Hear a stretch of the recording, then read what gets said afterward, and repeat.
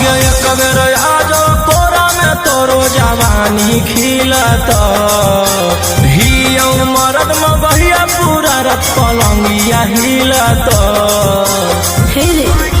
अरे केतना फूस लईनी हमर दिल ने पिघलत चमड़ी वाला खिजावा बिना हमर के ने मिलत केतना फूस लईनी हमर दिल ने पिघलत चमड़ी वाला खिजावा बिना हमर के ने मिलत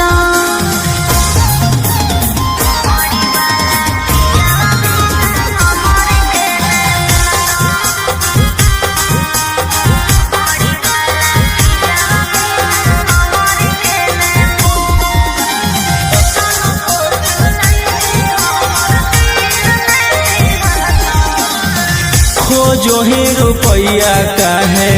लाइक कुमार से तो निशा चिखा दे छौरी मांगो ही प्यार से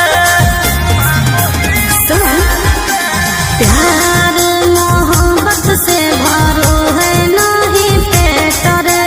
केतना तू देनो पहले फाइनल कॉले रे तरे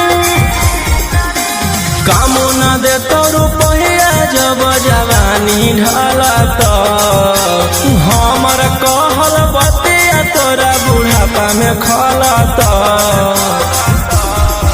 अरे केतना फूस लईनी हमर दिल ने पिघलत चमड़ी वाला चीजवा बिना हमर के न मिलत केतना फूस लईनी हमर दिल ने पिघलत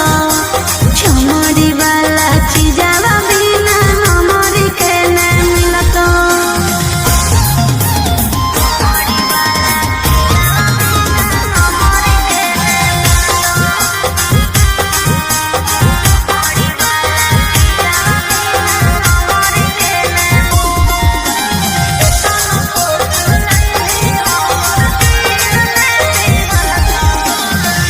आज भर करा दे अपन चीजवा से भेट गे